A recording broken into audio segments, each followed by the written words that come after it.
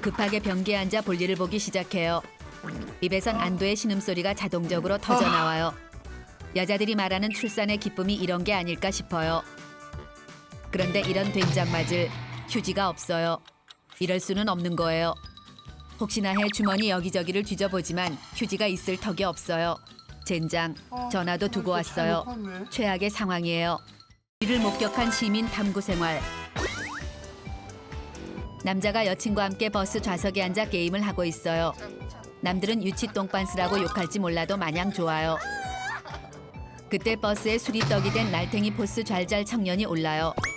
비틀거리며 타더니 큰 소리로 전화 통화를 하기 시작해요. 온갖 욕을 믹스에 퍼붓고 바닥에 침까지 뱉어대는 초절정 저질 똥 매너를 선보여요. 여친이 눈을 흘기며 뭐 저런 애가 다 있냐며 짜증을 내요.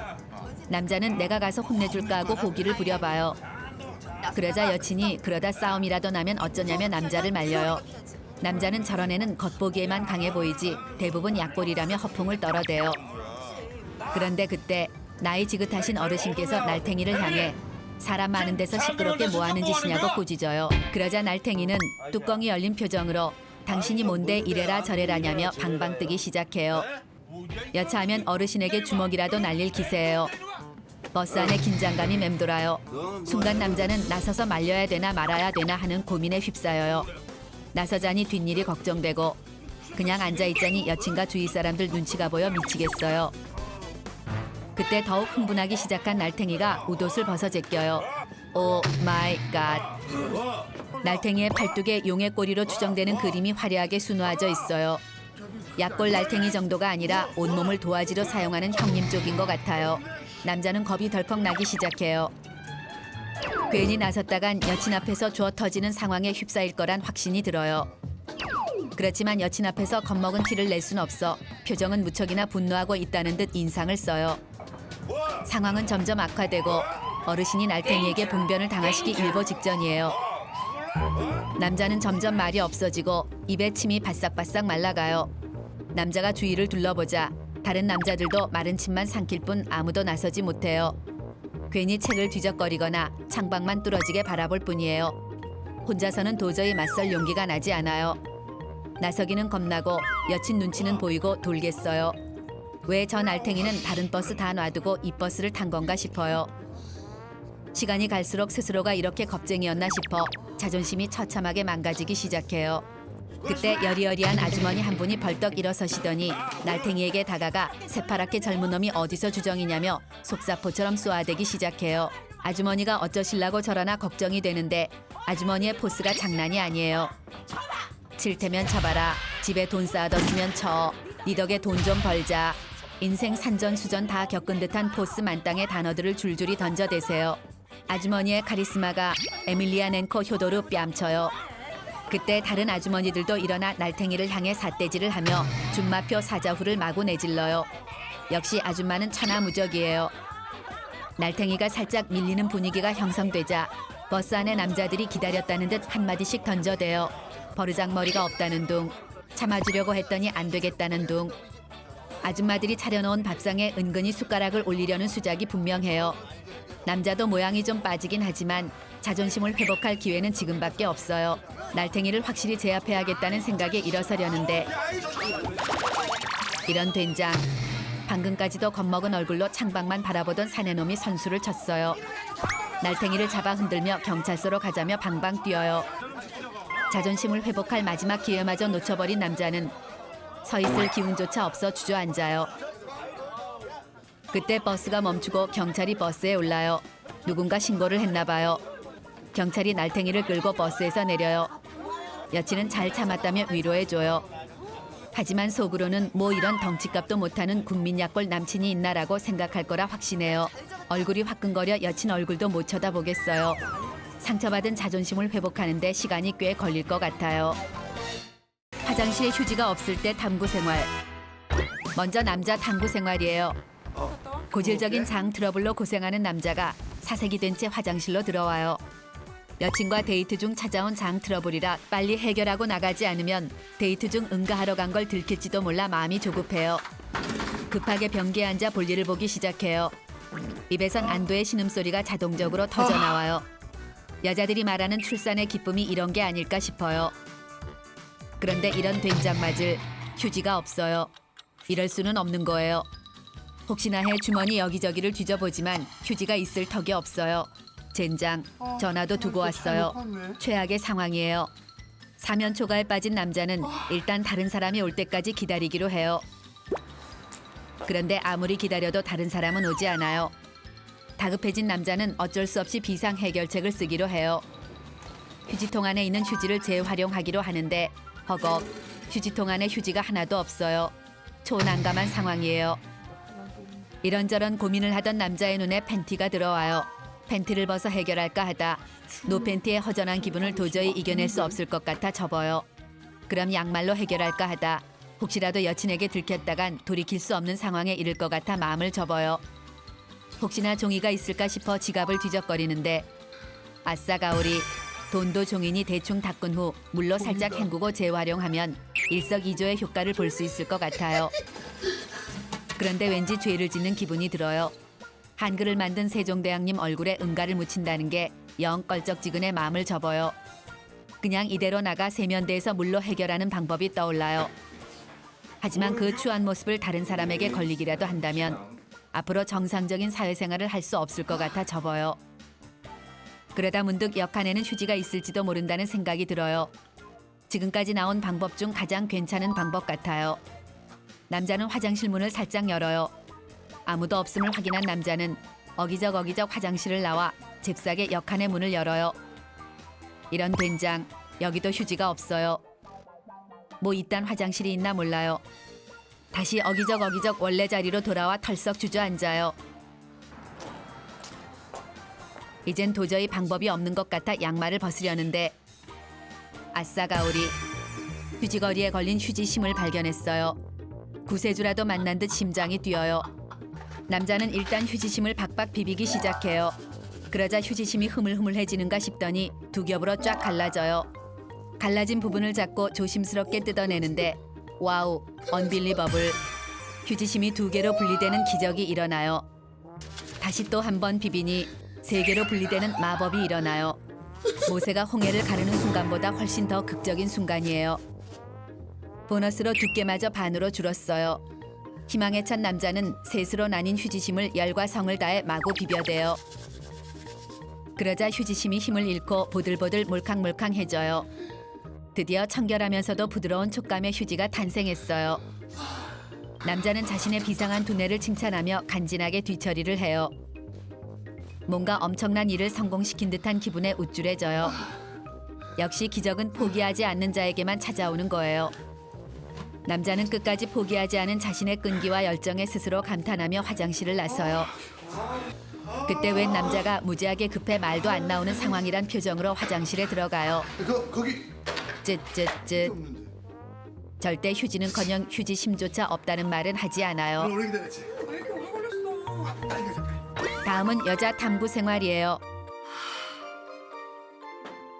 여자는 화장실에 휴지가 없으면 다리에 마비가 오고 변기에 앉아 늙어 죽는 한이 있어도 저기요, 휴지 좀 주세요.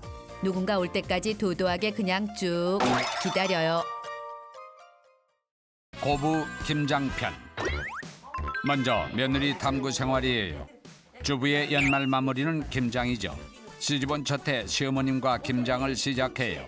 시어머니는 그간 숨겨왔던 자신만의 초특급 울트라 캡숑 건강 맛깔김치를 딸도 아닌 며느리에게 전수해 주신다며 있는 힘껏 생색을 내요. 나는 깜짝 놀랐어 이게. 김장은 평소 볼 수 없었던 엄청 큰 고무대야와 소쿠리를 씻는 것으로 시작해요. 헐, 배추가 얼마나 많으면 이렇게 큰 대야들이 필요할까 싶어 어머님께 김장을 몇 포기 하냐고 물었는데 오마이갓, 네가 힘들까봐 간단히 100포기만 하시겠대요. 100포기요? 시부모님, 신혼부부, 시누이부부 김치 먹을 사람이 10사람도 안 되는데 100포기라니 말도 안 돼요. 간단하게 깍두기에 알타리 김치, 물김치까지 하신대요.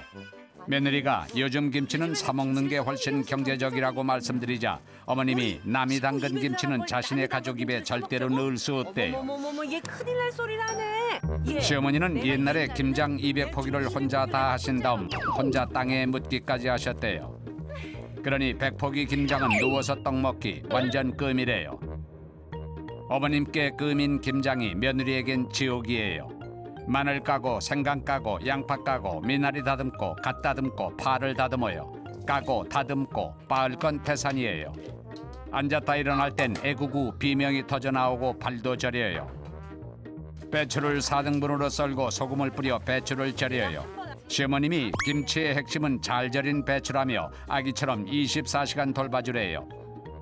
며느리가 요즘엔 절인 배추도 잘 나온다고 하자 시어머니는 김치는 정성이 반이라며 며느리를 흘겨봐요. 아, 빨리 좀 해. 4등분으로 가른 배추 들었다 올리기를 400번 하고 나니 허리가 38선 마냥 동강 날 것 같아요. 며느라? 김장 당일이 되었어요. 시어머니는 김장 패션으로 몸빼를 코디에 입고 새빨간 고무장갑까지 끼었어요. 패션에서부터 오늘 김장의 고통과 비장함이 느껴져요. 이렇게 입고 할 거니?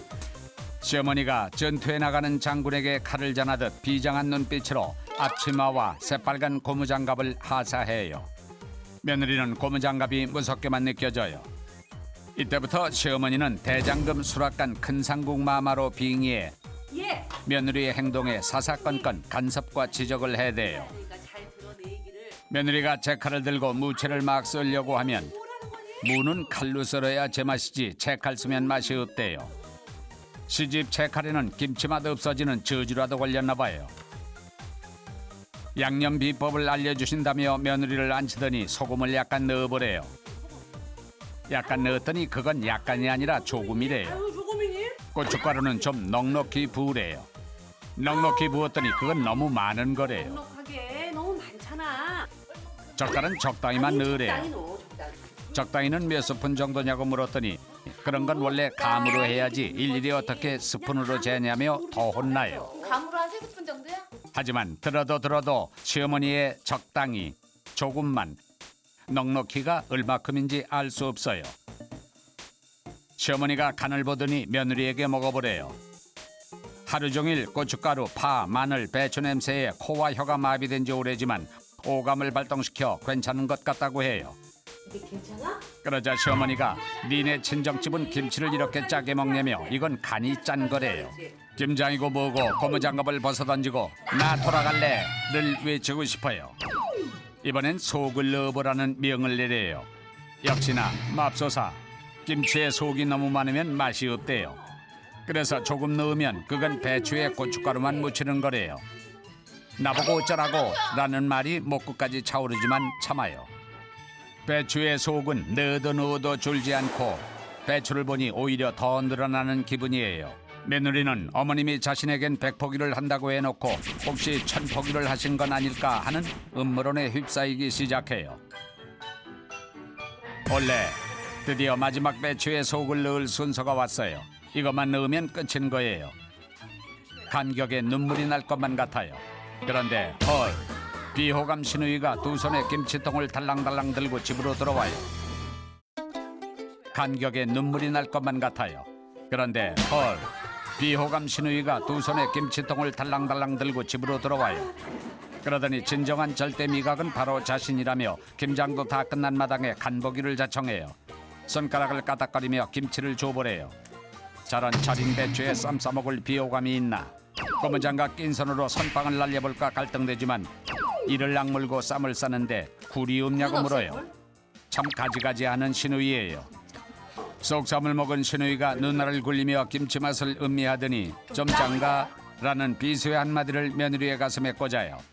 심지어 며느리가 꽂은 비수를 뽑기도 전에 올해는 왜 갓김치는 없냐는 개념상실 어처구니 막말을 내뱉어요. 시누이의 입에 생갓을 물리고 싶어요. 시누이가 이번엔 배 가지고 부시대요. 새벽같이 일어나 일하느라 배가 고픈 건 나예요. 며느리는 짜장면 좀 시켜 먹었으면 좋겠는데 시누이가 김장 담그느라 힘드니까 간단히 따뜻한 밥에 새로운 김장김치를 얹어 먹재요. 그럼 네가 따뜻한 밥 좀 하라고 소리를 지르고 싶지만 며느리는 시누이 입에 들어갈 따뜻한 밥을 짓기 시작해요. 시집살이를 하다 보니 엄마가 보고 싶어요. 했네 벌써. 이때 원래 며느리의 구원자 시아버지가 나타났어요. 시아버지는 며느리를 예뻐하는 유일한 시댁 식구래요. 그런데 목미 시아버지 손에 달랑달랑 수상한 검은 봉지가 들려 있어요. 이런 된장, 고추장, 쌈장, 김치하고 먹으면 100번 넘어간다는 돼지고기 보쌈이에요. 놓고 먹어야 돼 이거. 김장내내 방 안에 처박혀 얼굴 한번 비추지 않고 잠만 자는 남편에게 달려가 당장 집으로 고고싱 하자는 강렬한 안구 신호를 줘요. 남편은 김장 끝났냐며 밖으로 나오더니 먹미 보쌈 고기 덩어리를 보고 맛있겠다며 흥분하기 시작해요. 저 인간을 확 보쌈에다가 조용한 곳에 버리고 오고 싶은 마음이 강렬하게 솟구쳐요. 드디어 오늘 며느리가 담근 김치를 싸서 집으로 갈 시간이에요. 그런데 오마이갓, 설 하나 깠다가 난 시누이랑 1박 2일 김장한 며느리랑 배당받는 김치의 양이 똑같아요. 이런 게 시집살이 구박살이인가 봐요. 시어머니도 믿고 시누이도 믿고 남편도 미워요. 하지만 내색은 절대로 안 해요. 혼자 뼈 빠지게 김장 다 하고 시누이 밥도 해주고 김치도 쿨하게 나눠주는 며느리는 조선 천지에 자신 하나뿐이라고 믿어 의심치 않아요. 이번엔 시어머니 탐구 생활이에요. 시어머니가 김장을 마치고 김치를 나눠줘요. 딸의 김치통에 한 포기 담을 때마다 며느리의 분노 게이지가 올라가고 눈에서는 레이저가 쏟아져 나와요. 더럽게 눈치 보여요. 이 김치를 내가 했지 네가 했냐고 따지고 싶지만 말할 수 없어요. 요즘엔 시어머니가 며느리 눈치를 더 봐요. 하지만 시어머니는 딸에게 퍼담는 손을 도저히 멈출 수 없어요. 며느리와 딸이 집으로 돌아가자 삭신이 쑤시고 온몸에 안 아픈 구석이 없어요. 에구구 앓는 소리가 절로 나와요. 허리를 펴는 게 9시간 45분 만이에요. 이때 눈치꽃이 없는 남편이 다가와 올해는 며느리가 있어 편했겠네 라고 해요. 헐, 편하다니. 며느리는 일손이 아니라 짐이었어요. 무채도 못 썰어서 시어머니가 썰었대요. 기운이 없어 배추도 못 들어서 시어머니가 들었대요. 간이 이상해요. 간 맞추는데 아는 것도 없어서 시어머니가 간도 다 맞춰줬대요. 심지어 며느리가 오만상을 찌푸려 눈치 보여서 심부름도 제대로 못 시켰대요. 시어머니는 옛날에 혼자 김장 200포기를 하고도 걷어냈는데 요즘 애들은 완전 약골이라며 분노해요. 무조건 며느리 편만 들지 말라고 신경질 융단 폭격을 투하해요. 세상에 김치도 가르쳐주고 담가주고 심지어 김장한 날 뒷정리도 안 하고 집에 보내주는 시어머니는 조선 천지에 자신 하나뿐이라고 믿어 의심치 않아요.